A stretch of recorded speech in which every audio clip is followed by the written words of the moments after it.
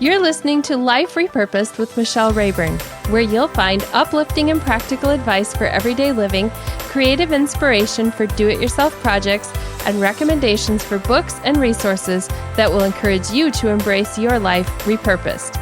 I'm your host, Michelle Rayburn. It's another beautiful day and another episode of Life Repurposed, and I'm so happy that you have chosen to join me today. I'm going to be talking about evaluating goals a little bit. And if you're not a goal setter, stay with me because I'm not a goal setter in the traditional sense of the word. I don't have my whole year strategically planned out or anything like that. I am working in quarters this year. I have some big goals that I want to accomplish, but I'm looking at 90-day sprints where I can try to get a lot more done in that amount of time. And then looking at the next 90 days. So I'm coming to you as I'm wrapping up the first quarter of 2021, and I'm going to look at how we can evaluate our goals, how we can find balance and look at whether we're achieving the balance that we really need in our lives, and then give you a resource that you can potentially use as you set your 90-day goals as well. So here we go on episode number 86. And you will find the show notes at michellerayburn.com/86 with links to everything I talk about in this episode so you can have it at your fingertips too. I'm in a season. Maybe you can relate. This season involves long hours and little time left for relaxation or recreation. There have been some nights where I'm still in my office after supper. I'm working late into the evening, even into the hours when I should be asleep. There are just so many projects that need to get done. There's some deadlines coming up. And so it's been push, push, push. Most days, this doesn't bother me because I love the work that I do. And so that makes it fun. It's more of a physically taxing thing because of the long hours, but not so much mentally stressful. Although I have had some days where there were too many deadlines and not enough hours where I sense that panic attack feeling like it's coming on and I don't know what I'm going to do. And I have to just breathe and take one step at a time. Sometimes we look for a balanced life. And I don't know exactly how you define a balanced life, but I think it looks different for everybody. So there are times when you look at the day-to-day picture of my life and you would say, you have no balance. There are not enough hours to take the self-care time that's needed. I might be working 6-day weeks instead of the desired 5-day week. There's a lot of hustle going on sometimes and not so much of the relaxation and enjoying the hobbies.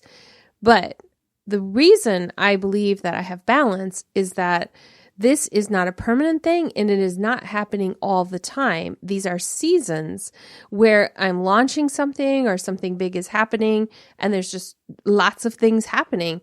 But then it is counterbalanced, and this is where more of the balance comes in, with sort of a freer schedule. And so I did this in the month of December. I had a really big press in the end of October, early November. There was just a lot going on, but I intentionally did not schedule any new projects to start in the month of December. It allowed me to have a lot more flexibility to sleep in some mornings, to still do a lot of work, but to not have it all be so tightly scheduled because there were a ton of deadlines. Then in January, February, March, I launched into another season where there's a lot of crazy stuff going on and a lot of things that are great and we're celebrating happening because of that. But now I'm looking ahead at when is going to be that season where I set aside some time that's not going to launch a new project. It's going to be a lot more flexible. So that's how I achieve balance. I also, on a day-to-day basis, have some things that I do that help me mentally be more relaxed and feel as though there's some balance happening. So I'm going to give you some of those tips in this episode. And you can see if it applies to how you want to live your life because you have a choice over your schedule. So you can also structure it however it goes. I'm going to include a resource at the end that also talks from another person's perspective about how they achieved some balance between work and recreation and rest in their life too. So that will be at the end of this episode.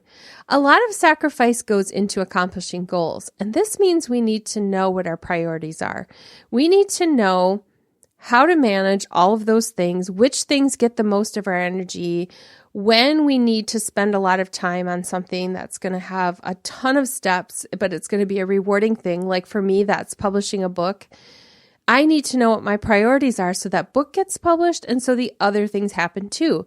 It doesn't mean I can just check out of my everyday life and not see my family for 6 months. It all has to ebb and flow and overlap. It's just so interwoven that we can't separate out our goals from our everyday life sometimes.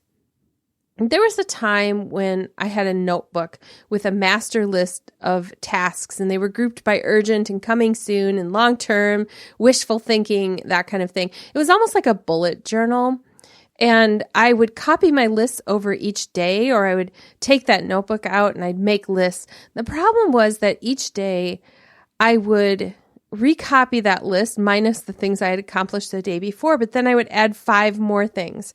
And some of those days I crossed off only 3.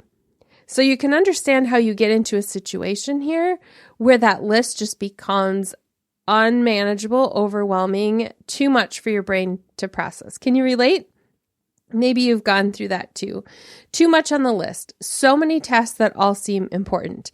Interruptions that lead to incompletion. So you think, I'm going to complete this project today, and then something happens that leads it to be incomplete again the next morning, and it's back on the list.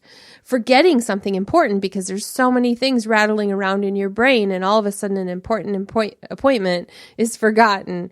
Feeling like there's no time to relax. The problem with this system is that the feeling of overwhelm came from me looking at that list every day.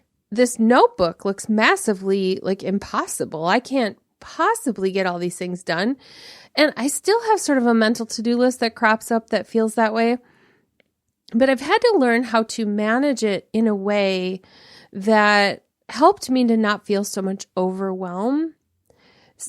This bullet journal type thing that I was using had so many pages, and I'd have to look through that list to figure out what's important for the day. And even if I put things on a calendar and thought, I'm going to take this amount of time, which I'm a big fan of time blocking. That's how I get my work done.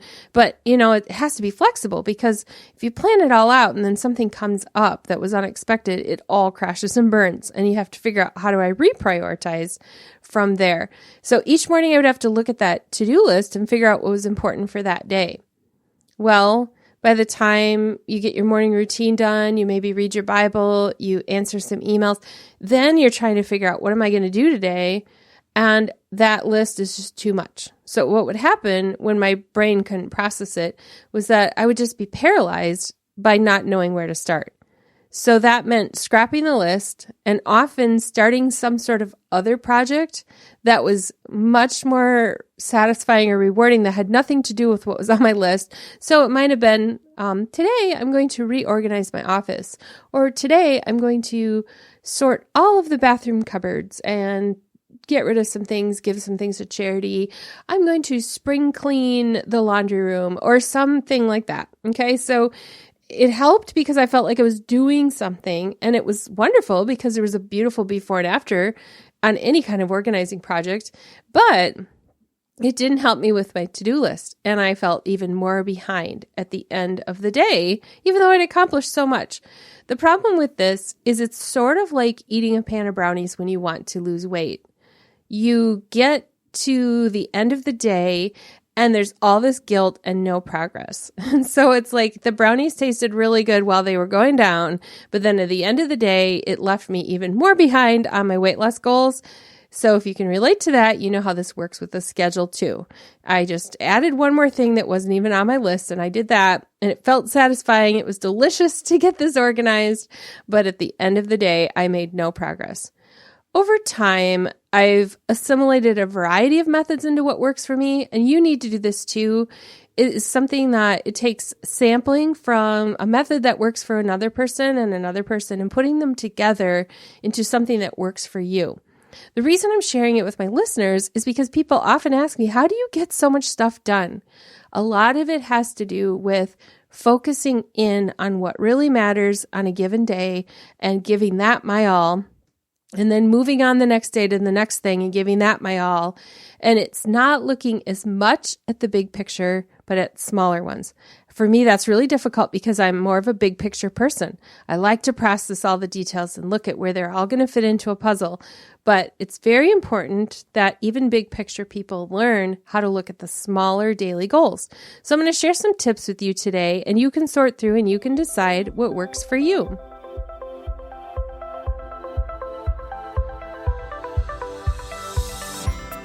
I'm going to give you 5 tips that have worked for me, things that have come out of my experimentation process and thinking about productivity. The reason I'm sharing this episode right now is we just are wrapping up that third quarter or the third month of the first quarter of the year. And if you're listening to this like later in the year, it doesn't matter because it doesn't matter what day of the week it is. It doesn't matter what day of the month it is or what month we're in. You can start new habits at any time. One of the mistakes we make sometimes is thinking, well, January came and went, so I can't set any goals for the year. Or the first quarter is done and now we're 2 weeks into the second quarter. I guess I have to wait until the third. No, you can start your quarters on whatever day you want to. So if you need to start some new habits and you are in the 4th month of the year or you're in the 7th month of the year, it doesn't matter. You are going to establish your own timeline and just launch those. So even though I'm focusing on this because I'm wrapping up a quarter and thinking about my own goals, yours can be whatever you want them to be. So one of the tips that I've discovered is that I need to know my target outcome. Some people call this knowing your why. I do have to know why I'm doing what I'm doing. Sometimes I ask myself, why am I doing this? Does this even matter to anybody? But I have to know my target outcome. So some questions I ask here is like, what will be a win? What am I trying to do? How important is this to me? So here's an example. If my target outcome is writing a book, I have to ask myself, will writing the book be the win? Will publishing the book be the win? What am I trying to do? Am I trying to write it? And then is there another step after that? Or am I going to publish it? What will I do to make it happen? Will I make it happen or will I just talk about it? So I have to know the outcome. So with smaller goals, this is easy to do. I know by the end of the week that I want to finish painting the bathroom. I mean, that one's easy for me. I know I'm going to paint and it's going to be done. That's a home project, but like writing a book is a long process. So I have to know where am I going to fit this and how am I going to get it done, all that. But I have to know my target outcome first. So for me, it is, I'm going to write this book. Okay, the second thing that I have to do is eliminate everything that isn't necessary. This one is hard because this varies from week to week. For example, there are some weeks that I decide cleaning is not necessary. Now, you might think I'm not serious, but I am serious here. There are some times when cleaning my house is not my top priority, even though I love to have a clean house. But I have other things that take priority over that. There are some times where there are projects I need to eliminate. I get involved in too many. There are hobbies that I don't need. It's like, this is not serving me because it's just more clutter around, so I have to get rid of that. I need to eliminate the stress that's added to. So sometimes this is stress I create myself. Sometimes it's just that I have to have boundaries against some of the other people in my life that cause some of the stress. I need to eliminate any activities that aren't necessary. Meetings. There are some times where someone will ask me if we can have a phone call, but it would take us like a minute or two to send an email back and forth. There are some times where the email would be longer and the phone call would be faster. So I ask myself, do we really have to meet about this, or could we do a quick exchange back and forth? There's mental and physical clutter that I need to eliminate as well. Mental clutter is that massive to-do list, and how do I process that? It's too much up there in my head. I can't do it. Physical clutter could be the things around me. It could also be that physical clutter could be holding me back from setting up the workspace I need. There's so many different applications depending on your situation. So eliminate everything that isn't necessary, because that will help you to focus on that target outcome. So we're going to know our target outcome. We're going to eliminate everything that isn't necessary. Then number 3, I'm going to identify the one thing I will accomplish each day and 2 smaller items that I'd be tempted to procrastinate. I'm choosing an achievable target for the day. If it's a chunk of a bigger goal, I have to designate a time number to that goal. So here's an example. Recently, I was working on editing a book for another author, and this is like, a 40-hour project. So I'm not going to be able to do that in one day. So how do I put that on my to-do list for day after day? Well, if I know that my brain works in 1 hour segments where I edit and then I take a break and then I edit and take a break, I know that I can get 4 or 5 hours of editing in a work day along with some of that other stuff you just have to do, like emails and making some phone calls and that kind of stuff. So if I can designate, my big goal for today is I'm going to spend 4 hours on this editing project. So that's the big goal. I'm going to use a time clock app and I'm going to actually log to make sure I do those 4 hours. I can't put the editing project on my list in itself because I'm not going to finish it and it's not going to feel like I achieved anything. So I'm going to choose a chunk of time. Those other 2 smaller items that I'd be tempted to procrastinate, they might actually be bigger. For me, these are often things that have to be done during the business hours. For example, I needed to call our local surgery center over a medical bill recently just to ask some questions. Well, they're only open during the same hours that I would normally be working. And so I don't love those kinds of conversations anyway. So I would procrastinate it from day to day to day. That just is irritating to keep seeing it show up on the list when it's not really that big of a deal. So I just put it on that smaller, I will not procrastinate this, I'll get it done. Gives me a little box to check, and then I have that done. It could also be an email that I need to send, a reply that took a little longer, couldn't do it on my phone. I might put that on my list. Or it could be an actual project, like I need to design some graphics and it's going to take me an hour or so to do, and that's perfect to fit in with the other things. So each one of us knows what our big goals for the day are going to be and what our smaller ones. I've chosen 3 because when you look at a work day, this is just how a lot of productivity methods actually are using this 3 goal thing. It seems like it's about what you can do in chunks of time in a work day. So sometimes I add a 4th and sometimes I have 1 because it's an 8-hour project and I'm not going to be able to get another thing done that day. So I flex a lot in that. So we're going to know our outcome. We're going to eliminate everything that isn't necessary. We're going to identify the one thing plus 2 smaller things that we're going to get done. Number 4, make room for creativity. This is my trick, if it's a trick, for how I can accomplish a ton of things and press on with work when I'm in one of those seasons where it has to be extra hours. I make room for creativity. It's the thing that nourishes me. Now, for you, it might not be creativity. It might be sleep. So it might be something like that. For me, it's creativity. And here's why.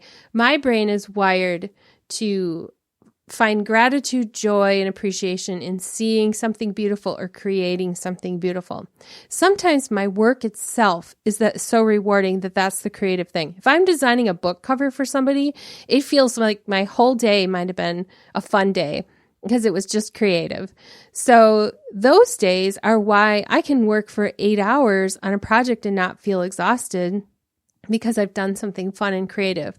But if my work is much more mundane, then I might make room for a little bit of time of coloring. Often for me, it's something with photography. I go out to get the mail. I take my phone with me and I take pictures of a couple of flowers while I'm out getting the mail. I stop and I appreciate that beauty there. That's creative. That's an expression of creativity. It might be music. It might be listening to music. It might be actually playing piano or creating music. I don't always sit at the piano as often as I'd like to, but I do listen to music a lot, or I sing while I'm making my lunch. It could be reading. Sometimes this is actually reading a book, but a lot of the time for me, it is listening to an audiobook, and I can do that while I'm at the track. So I go for a 40-minute walk and I listen to a book while I'm at the track. So it's a win-win because I get to do 2 things. Something creative for me is graphic design. So I might create something fun that has nothing to do with work and I'm just playing around. And sometimes it's just daydreaming. I like to sit and think and observe the world around me and let the ideas just flow. So I make room for creativity because this nourishes me. And even on those days where I have only 15 minutes of creativity, it really helps to balance me out from some of the work that I'm doing. So I know my outcome. I eliminate everything that isn't necessary. I identify what I'm going to accomplish each day. I make room for creativity. And lastly, celebrate wins. I'm an achiever, and oftentimes achievers just check it off and they're on to the next thing. I catch myself doing this all the time. I don't celebrate. Sometimes for me, it's just writing it on paper. So I can look back in a few months and say, wow, there were some wins. I didn't celebrate them big, but I put them on paper so that I can acknowledge them. Sometimes it is a celebration. Recently, I launched a compilation book. We've been talking about it all the time on the show here, Life Repurposed, because it's a spinoff of the podcast. And on the night that went live, it was, one of those take a deep breath. It's finally out there. It's on Amazon. And my husband had to run to town for some supplies from the home improvement store. So I just rode along and we went through a drive-through and got some supper. That was a nice little celebrate. I said, I'm having ice cream tonight because I'm celebrating that this book is finally launched. That is something I almost didn't take the time to do. I almost said I have a million things to do yet. You just run to town. I'll find something to eat here. You grab something in the drive-thru. But instead, I went along and made it kind of like a fun little celebration. So like I said, even if it's just writing it down and tracking it in a journal. Now, I want to share, speaking of journals, of a resource that can help you with your goals and help you with all of these things that I just talked about. It can help you with knowing your outcome, eliminating what isn't necessary, identifying what you're going to accomplish, making room for creativity, and celebrating wins. So you don't have to start, like I said, on the calendar quarter. Your 90 days can start any day. So here's a resource that I think could help you.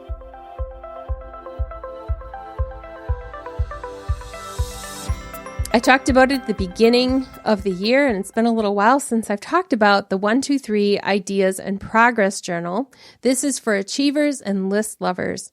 It's a 3-month journal for people who don't love journaling in the traditional sense of the word, like just opening a journal and free-flowing your thoughts.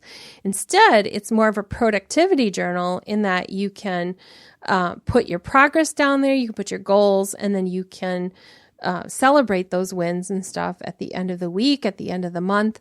So the 90-day journal was created for achievers who love to check boxes, but also like to think outside of the box.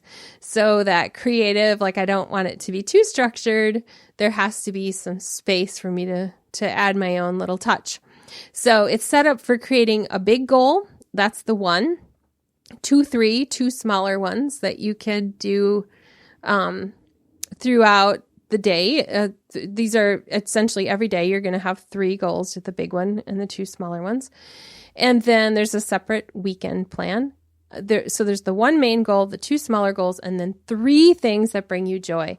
This is something that when I get really busy, I catch myself not filling out that section of my journal. And it's so important to look back and see what brought me joy today, because that's what gives life the meaning. And that's what just adds so much flavor and color to our life. And so that part's there because it's important for us to look back.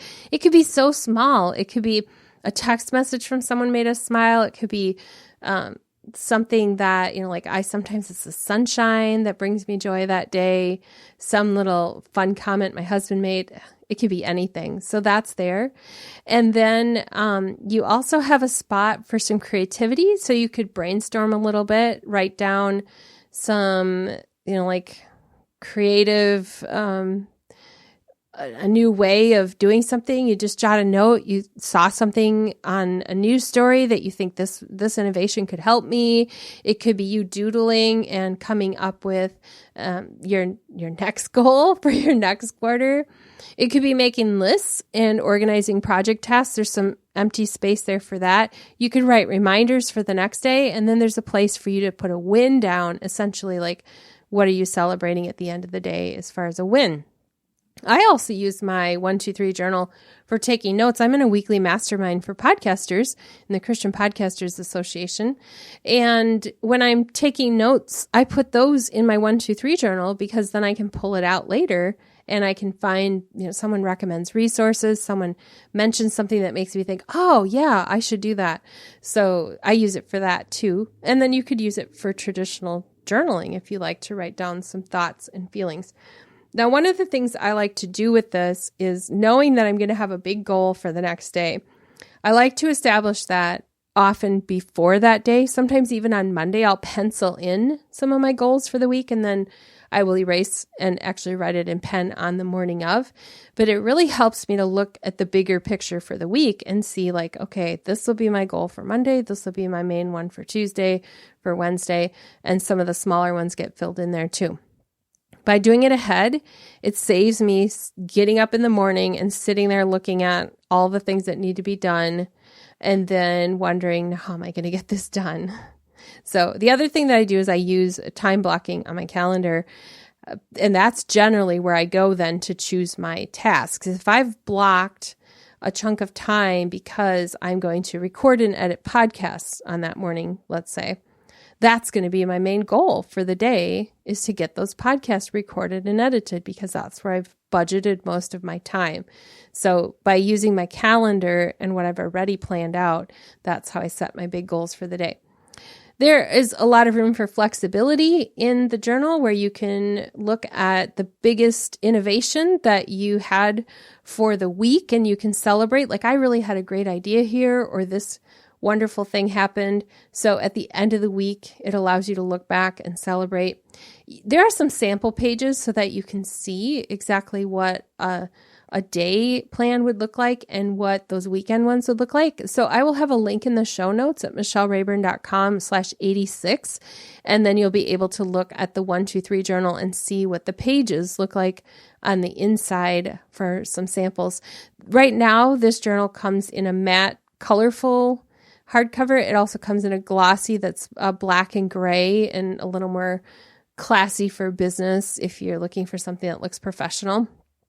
So those are both available, and I'll have a link in the show notes to those.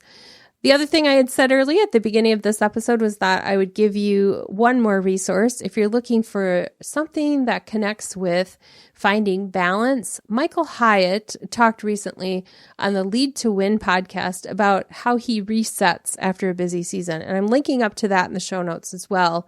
He talked about how there are just times when things are out of balance because we're launching something or managing a big project, but he has intentional downtime after that to recharge.